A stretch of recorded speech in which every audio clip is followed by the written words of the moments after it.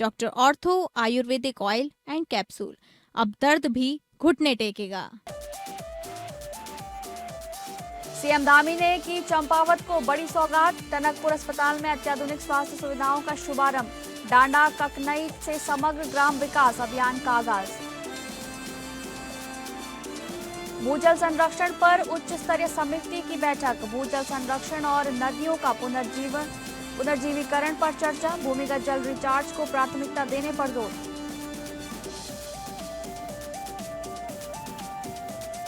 चंपावत के रेगड़ू में पहुंची सरकार। 24 विभाग एक मंच पर। 369 ग्रामीणों को मिला योजनाओं का लाभ। मौके पर समाधान के निर्देश। हल्द्वानी में उत्तराखंड मुक्त विश्वविद्यालय की अच्छी पहल। द्वाराहाट का एक गांव गोद लिया। गांव में चलाएंगे जागरूकता अभियान। युवाओं महिलाओं को सिखाएंगे रोजगार परक शिक्षा।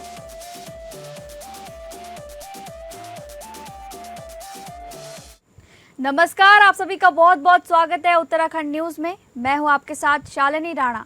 शुरुआत करेंगे उत्तराखंड से जुड़ी खबरों की, जहां पर चंपावत में उत्तराखंड के मुख्यमंत्री पुष्कर सिंह धामी ने वर्चुअल माध्यम से जिले को बड़ी सौगात दी है।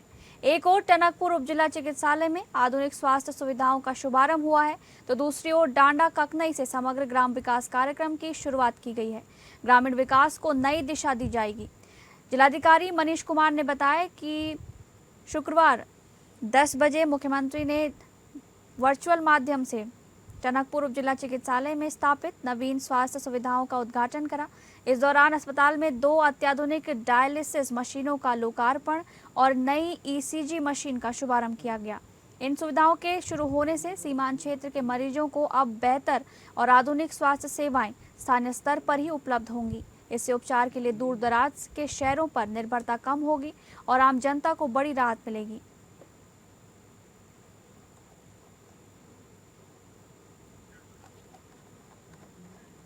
अगली खबर का रुख करेंगे, जहां पर चंपावत जनपद के दूरस्थ रेगड़ू गांव में सरकार खुद जनता के द्वार पहुंची। मुख्यमंत्री पुष्कर सिंह धामी के निर्देश पर चल रहे सेवा पखवाड़ा के तहत आयोजित बहुउद्देश्य जन समस्या निवारण शिविर में 24 विभागों ने एक ही स्थान पर अपनी सेवाएं दी। मुख्य विकास अधिकारी जीएस खाती ने ग्रामीणों की समस्याएं सुनते हुए अधिकांश मामलों में मौके पर ही संबंधित अधिकारियों को समाधान के निर्देश दिए। स्वास्थ्य शिविर में सैकड़ों लोगों की मुफ्त जांच की गई और विभिन्न सरकारी योजनाओं का लाभ भी मौके पर उपलब्ध कराया गया। विकासखंड बाराकोट की ग्राम पंचायत रेगड़ू में आयोजित शिविर की अध्यक्षता मुख्य विकास अधिकारी जीएस खाती ने की, जबकि दर्जा राज्य मंत्री श्याम नारायण पांडे विशिष्ट अतिथि के रूप में मौजूद रहे। अधिकारियों ने विभागीय स्टॉलों का निरीक्षण कर निर्देश दिए कि हर पात्र व्यक्ति तक सरकार की योजनाओं का लाभ समयबद्ध तरीके से पहुंचाया जाए। शिविर में स्वास्थ्य विभाग, आयुष, कृषि, महिला और बाल विकास समेत 24 विभागों ने सेवाएं उपलब्ध कराईं। स्वास्थ्य शिविर में ग्रामीणों की निःशुल्क जांच कर दवाएं वितरित की गई, जबकि महिला एवं बाल विकास विभाग ने लाभार्थी को मुख्यमंत्री महालक्ष्मी किट प्रदान की। कुल 359 लाभार्थियों को विभिन्न योजनाओं का लाभ मिला। शिविर में 51 जन समस्याएं और विकास संबंधी आवेदन प्राप्त हुए, जिनमें सड़क, पेयजल, बिजली, पुल, मंदिर सौंदर्यकरण और कृषि से जुड़े मामले प्रमुख रहे। धामी जी पुष्कर सिंह धामी जी और जिलाधिकारी श्री मनीष कुमार जी के द्वारा सेवा पखवाड़ा कार्यक्रम के तहत आज रेगड़ू में जो है एक बहुउद्देशीय शिविर था। मौसम की विषम परिस्थितियों के अनुसार बिल्कुल जो है अलर्ट था। आज स्कूलों की भी छुट्टियां हैं, इसके बावजूद भी प्रशासन जो यहाँ मुस्तैद रहा। उत्तराखंड सरकार द्वारा जो ये सेवा समर्पण का ये जो दूसरा जो कार्यक्रम जो ये चल रहा है, इसके तहत आज जिला पंचायत क्षेत्र फरतोला के अंतर्गत रेगड़ू के जीएससी इंटर कॉलेज में ये कार्यक्रम आयोजित हुआ है।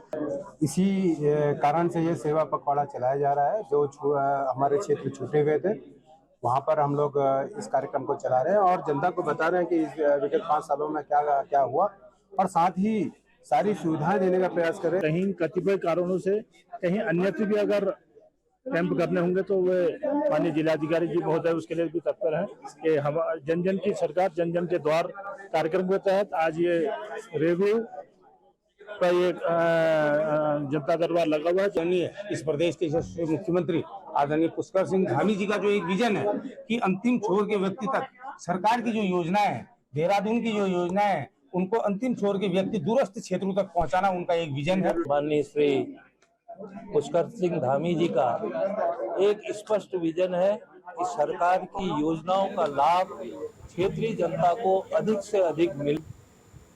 इसी कड़ी में मुख्यमंत्री पुष्कर सिंह धामी के नेतृत्व में राज्य सरकार के 5 वर्ष पूर्ण होने के उपलक्ष्य में चलाए जा रहे सेवा, सुशासन और समर्पण तथा जन जन की सरकार जन जन के द्वार अभियान के तहत उत्तराखंड के विभिन्न जिलों में बहुउद्देश्य जनसेवा शिविर आयोजित किए गए। इन शिविरों के माध्यम से स्वास्थ्य, कृषि, पशुपालन, समाज कल्याण, महिला एवं बाल विकास, शिक्षा, रोजगार, आयुष, राजस्व, विद्युत, पेयजल सहित अनेक विभागों ने स्टॉल लगाकर नागरिकों को सरकारी योजनाओं की जानकारी दी और पात्र लाभार्थियों को मौके पर ही लाभ प्रदान किया। स्वास्थ्य परीक्षण, निःशुल्क दवा वितरण, प्रमाण पत्र, पेंशन स्वरोजगार, सामाजिक सुरक्षा योजनाएं तथा महालक्ष्मी किट जैसी सेवाएं भी उपलब्ध कराई गईं। हरिद्वार, चंपावत, टिहरी, उत्तरकाशी, पौड़ी, नैनीताल, चमोली और उधम सिंह नगर सहित कई जिलों में हजारों लोगों ने शिविरों का लाभ उठाया। उपलब्ध आंकड़ों के अनुसार प्रदेश भर में 2366 से अधिक लाभार्थियों को विभिन्न योजनाओं का लाभ मिला। 389 से अधिक शिकायतें एवं आवेदन प्राप्त हुए, जिनमें से 257 से अधिक का मौके पर ही निस्तारण कर दिया गया, जबकि शेष मामलों को संबंधित विभागों को भेजा गया। मुख्यमंत्री पुष्कर सिंह धामी ने कहा कि इन शिविरों का उद्देश्य सरकार को जनता के द्वार तक पहुंचाना, पारदर्शी एवं समयबद्ध सेवाएं उपलब्ध कराना तथा विकास और जन कल्याण का लाभ समाज के अंतिम व्यक्ति तक पहुंचाना है।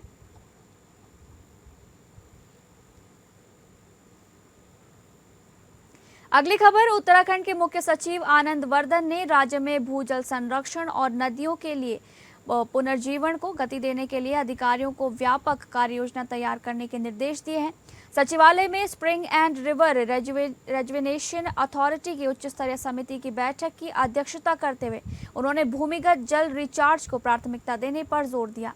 मुख्य सचिव ने सारा को गैर सरकारी संस्थानों और आवासीय सोसाइटियों में वर्षा जल संरक्षण को बढ़ावा देने के उद्देश्य से ग्राउंड वाटर रिचार्ज पॉलिसी तैयार करने के निर्देश दिए। उन्होंने कहा कि इस नीति के माध्यम से भूजल पुनर्भरण को अधिक प्रभावी ढंग से लागू किया जा सकेगा। बैठक में उन्होंने जिलों को पौराणिक और सांस्कृतिक महत्व वाले धारे नौलों के संरक्षण, संवर्धन और जीर्णोद्धार के संबंधित प्रस्ताव शीघ्र भेजने के निर्देश भी दिए, ताकि इन पारंपरिक जल स्रोतों के संरक्षण का कार्य तेजी से आगे बढ़ाया जा सके। मुख्य सचिव ने कहा कि राज्य सरकार नदियों के पुनर्जीवीकरण पर लगातार कार्य कर रही है। उन्होंने इस दिशा में एक मानक संचालन प्रक्रिया SOP शीघ्र तैयार करने के निर्देश दिए। साथ ही एक जनपद एक नदी परियोजना के तहत प्राप्त प्रस्तावों पर जल्द काम शुरू करने और बड़ी परियोजनाओं को विभिन्न विभागों के समन्वय यानी कि कन्वर्जेंस के माध्यम से क्रियान्वित करने पर बल दिया गया।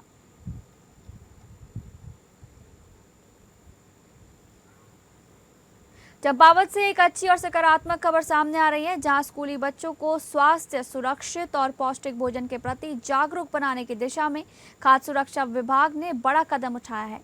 टनकपुर में आयोजित ईट राइट स्कूल कार्यक्रम के तहत शिक्षकों को विशेष प्रशिक्षण दिया गया, ताकि वे बच्चों में बेहतर खान पान की आदतें विकसित कर सकें। खाद्य संरक्षा एवं औषधि प्रशासन द्वारा उत्तराखंड शिक्षा विभाग और जिला प्रशासन चंपावत के सहयोग से टनकपुर स्थित PM श्री राजकीय बालिका इंटर कॉलेज में 1 दिवसीय शिक्षक परीक्षण कार्यशाला का आयोजन किया गया। कार्यशाला का नेतृत्व कुमाऊं मंडल के उपायुक्त राजेंद्र सिंह कठायत ने किया।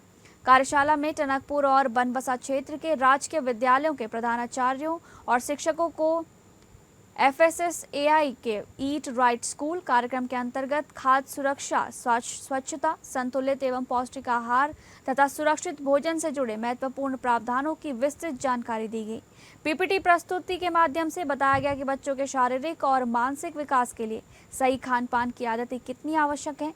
अधिकारियों ने कहा कि कार्यक्रम का मुख्य उद्देश्य विद्यालय स्तर से ही बच्चों में सुरक्षित, स्वच्छ और पौष्टिक खाने का।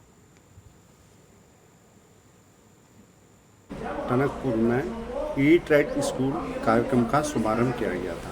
ईट राइट स्कूल जो प्रोग्राम है, ये भारतीय खाद्य सुरक्षा एवं प्राधिकरण, जिसको FSI कहा जाता है, उसका ईट राइट इंडिया के तहत एक महत्वपूर्ण कार्यक्रम है, जिस कार्यक्रम के तहत हम विद्यालयों में, स्कूलों में जो वहाँ के शिक्षक हैं, जो वहाँ के प्रधानाचार्य हैं, जो वहाँ की भोजन माताएं हैं, जो कि खाद्य को बनाने में, खाने पीने को बनाने में डायरेक्ट या इनडायरेक्ट रूप से जुड़े हुए हैं, उनको खाद्य सुरक्षा के सुरक्षित आहार, स्वास्थ्य का आधार विषय के जो खाद्य सुरक्षा मानक अधिनियम है उसके जो प्रावधान है, जिन प्रावधानों को अपनाने से हम लोग विद्यालयों में बच्चों को सुरक्षित, पौष्टिक और गुणवत्तायुक्त जो भोजन है उसकी उपलब्धता सुनिश्चित कराएंगे। अगली खबर का रुख करेंगे जहां पर चंपावत से खिलाड़ियों और खेल प्रेमियों के लिए राहत भरी खबर सामने आई है। टनकपुर छात्रावास के बॉक्सिंग प्रशिक्षक ललित मोहन कुंवर का देहरादून स्थानांतरण फिलहाल रोकने की कवायद तेज हो गई है। खिलाड़ियों के शानदार प्रदर्शन और उनके भविष्य को देखते हुए जिला क्रीड़ा अधिकारी ने उच्च अधिकारियों से वार्ता कर स्थानांतरण पर पुनर्विचार का अनुरोध किया है। विभिन्न विभागों में सुगम और दुर्गम श्रेणी के तहत हुए स्थानांतरणों के क्रम में खेल विभाग में भी तबादले किए गए थे। इसी के तहत टनकपुर छात्रावास में तैनात बॉक्सिंग प्रशिक्षक ललित मोहन कुंवर का स्थानांतरण खेल कार्यालय देहरादून किया गया था। लेकिन टनकपुर छात्रावास के खिलाड़ियों की लगातार उत्कृष्ट उपलब्धियों और बॉक्सिंग में जिले के बढ़ते प्रदर्शन को देखते हुए जिला क्रीड़ा अधिकारी चंदन बिष्ट ने इस निर्णय पर पुनर्विचार की पहल की है। उन्होंने बताया कि खिलाड़ियों के हित सर्वोपरि है और इसी उद्देश्य से उच्च अधिकारियों से विस्तृत चर्चा की गई है। जिला क्रीड़ा अधिकारी ने स्पष्ट किया कि खिलाड़ियों के प्रशिक्षण में किसी प्रकार की बाधा न आए, इसलिए फिलहाल बॉक्सिंग प्रशिक्षक को टनकपुर से कार्यमुक्त नहीं किया जाएगा। स्थानांतरण निरस्त कराने के लिए आवश्यक प्रशासनिक कार्रवाई भी शुरू कर दी गई है। जैसा कि संज्ञान में आया है कि विगत हमारे विभाग से कई कोचेज का ट्रांसफ़र हुए हैं, जिसमें कि हमारे स्पोर्ट्स स्टेडियम टनकपुर से ललित कुंवर जो हमारे बॉक्सिंग कोच हैं उनका भी स्थानांतरण दुर्गम से सुगम में हुआ था। लेकिन यहाँ पर आदर्श जिला चंपावत और यहाँ पर खेल प्रतिभाओं को देखते हुए उनके ट्रांसफ़र को निरस्त करने हेतु उच्च अधिकारियों से वार्तालाप कर ली गई है और उनको यहाँ से कार्यमुक्त फिलहाल वर्तमान में नहीं करने के आदेश उच्च स्तर से दे दिए गए हैं और लिखित आदेश भी हमें 1-2 दिन में प्राप्त हो जाएंगे। आपदा प्रबंधन विभाग की रिपोर्ट के मुताबिक राज्य में 9 स्टेट हाईवे जबकि एक बीआरओ रोड बंद है। वहीं पीडब्ल्यूडी की 30 सड़कें बाधित हैं, जबकि पीएमजीएसवाई की 60 से ज़्यादा सड़कें अभी बंद है। राज्य में कुल 107 सड़कें अभी तक बंद चल रही हैं, जिनको खोलने का काम लगातार चल रहा है। सयाना चट्टी के पास बाधित यमुनोत्री हाईवे फिलहाल खोल दिया गया है, लेकिन वहां भी लगातार मलबा आ रहा है।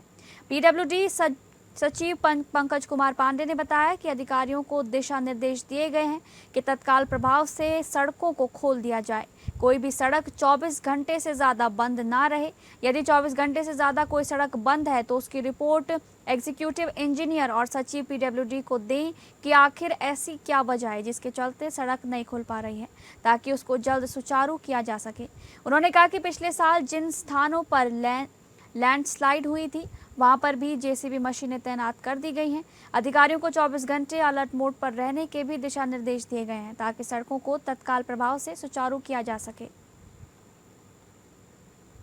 निश्चित रूप से पहाड़ों में बारिश के दौरान थोड़ी दिक्कतें आती हैं, उसमें कई जगहों पे स्लाइड वगैरह होता है, जिसके लिए हम लोग तैयारी भी करते हैं। और जो नोन लोकेशंस हैं, जो क्रॉनिक लैंडस्लाइड वाले एरियाज़ हैं, जो पिछले सीजन में जहाँ पे प्रॉब्लम्स थी वहाँ पे हम लोग मशीन लगाते हैं। हर एक लोकेशन के लिए मशीन होती है। जो बड़े ट्रबल वाले एरियाज़ हैं वहाँ पे 2-2 मशीनें भी हम लोग लगाते हैं और अपने विभाग की तरफ से किसी न किसी कर्मचारी की ड्यूटी भी लगाई जाती है वहाँ पे, जो नोडल होता है उस लोकेशन के लिए, उस सड़क के जो स्ट्रेच होता है उसके लिए, जिससे कि वहाँ जब भी बंद हो सड़क या कोई प्रॉब्लम आए तो हम लोग मशीन मोबिलाइज़ करके वहाँ पे काम कर सकें। तो उसी के तहत पूरी व्यवस्था बारिश से पहले हम लोगों ने करी थी और हर ज़िले में जो जनपद की डिज़ास्टर की वेबसाइट होती है उसमें पूरा डिटेल रखते हैं। हमारे अपना एक पोर्टल है, हमारी अपनी वेबसाइट है डिपार्टमेंट की, उस पर भी रहता है डिटेल, जिससे कि पब्लिक को सुविधा ना हो। और अगर कहीं पे कोई लैंडस्लाइड होता है, सड़क बंद होती है, तो जितनी जल्दी हो सके उतनी जल्दी हम लोग सड़क खोल सकें। अगली खबर का रुख करेंगे जहां पर द्वारहाट विकासखंड के ग्राम सभा मल्ली मिरई के गांव को उत्तराखंड मुक्त विश्वविद्यालय हल्द्वानी द्वारा गोद लिया गया है। गांव को रोजगार परक शिक्षा देने और युवाओं महिलाओं को ऑनलाइन शिक्षा प्रदान की जाएगी। साथ ही ऐसे विषय पर कार्यशाला का आयोजन किया जाएगा जिससे पलायन को रोका जा सके। पहला गांव बना मल्ली मिरई, जिसे गोद लिया गया है उत्तराखंड मुक्त विश्वविद्यालय हल्द्वानी द्वारा। नमस्कार, मैं रुचि आर्या। मैं उत्तराखंड मुक्त विश्वविद्यालय रानीखेत रीजन की सहायक क्षेत्रीय निदेशक हूँ। मेरे अंडर में अल्मोड़ा डिस्ट्रिक्ट और बागेश्वर डिस्ट्रिक्ट आते हैं, जिसमें से हम लोगों ने माननीय कुलपति महोदय के निर्देशानुसार हम 8 रीजन हैं हमारे ऑल ओवर उत्तराखंड में, जिसमें हम लोगों ने 8 गांव गोद लिए हैं। उनमें से हमने हर गांव में एक उच्च शिक्षा से संबंधित एक जागरूकता कार्यक्रम शुरू किया है। सिर्फ यही नहीं, गांव में ही नहीं, ऑल ओवर उत्तराखंड में हमारा ये प्रचार प्रसार का कार्यक्रम चल रहा है। गांव गोद लेने का बेसिकली ये है कि हम इस गांव में जो मल्ली मिरई हमने लिया है गांव, इसकी जनसंख्या, जैसा कि सर से अभी मेरी बात हो रही थी यहाँ पे, तो उन्होंने बताया कि पहला गांव है जिसको जनसंख्या के बेसिस पे, जहाँ पे अभी फिलहाल इस वक्त अभी पलायन जो है, वैसे तो पूरे उत्तराखंड में पलायन का। अगली खबर, उत्तराखंड के मुख्यमंत्री पुष्कर सिंह धामी ने प्रेमनगर आश्रम में प्रसिद्ध कथावाचक मुरारी बापू की श्रीराम कथा के समापन समारोह में हिस्सा लिया, जहां मुख्यमंत्री ने श्रीराम के आदर्शों और सनातन संस्कृति का महत्व रेखांकित करते हुए उत्तराखंड को विश्व की आध्यात्मिक राजधानी बनाने के संकल्प को दोहराया। उन्होंने 4 धाम, हेमकुंड साहिब व कैलाश मानसरोवर यात्राओं में रिकॉर्ड श्रद्धालु संख्या का जिक्र करते हुए कुंभ 2027 को दिव्य, भव्य और सुरक्षित बनाने का भरोसा दिलाया। मुख्यमंत्री पुष्कर सिंह धामी हरिद्वार पहुंचे, जहां उन्होंने प्रेम नगर आश्रम में मुरारी बापू की कथा में शिरकत की। हरिद्वार पहुंचे मुख्यमंत्री पुष्कर सिंह धामी ने बद्रीनाथ धाम में कटे चढ़ावा चोरी के मामले में बड़ा बयान दिया है। मीडिया से बात करते हुए मुख्यमंत्री ने कहा कि मंदिर से चढ़ावा चोरी गौ हत्या और माता पिता की हत्या जैसा पाप है, जिसे माफ नहीं किया जा सकता। मामले में पुलिस ने कार्रवाई शुरू कर दी है। इसके साथ ही जांच समिति भी अपना काम कर रही है। दोषियों को बख्शा नहीं जाएगा।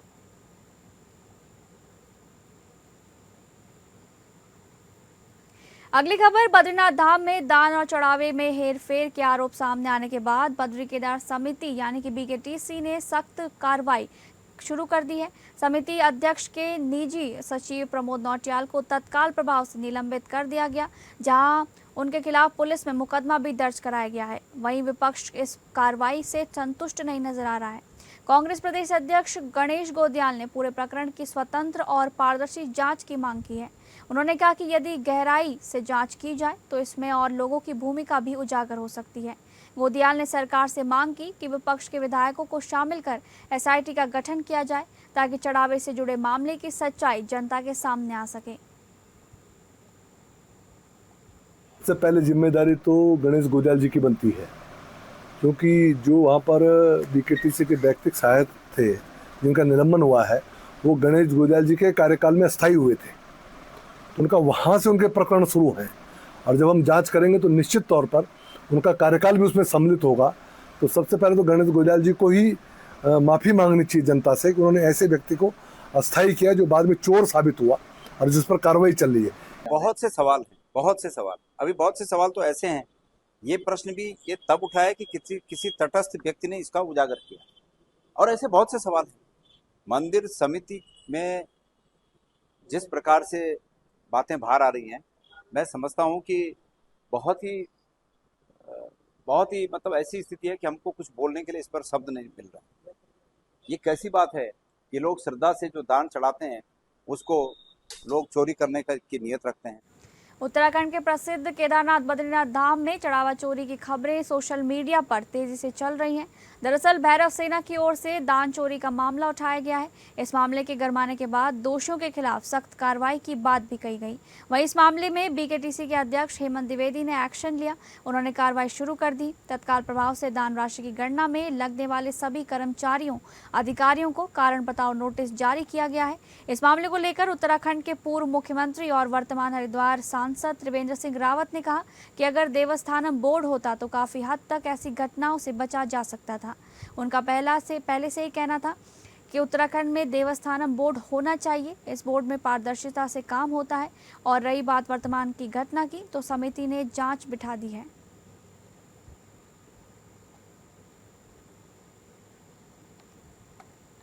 फिलहाल बुलेटिन में बस इतना ही।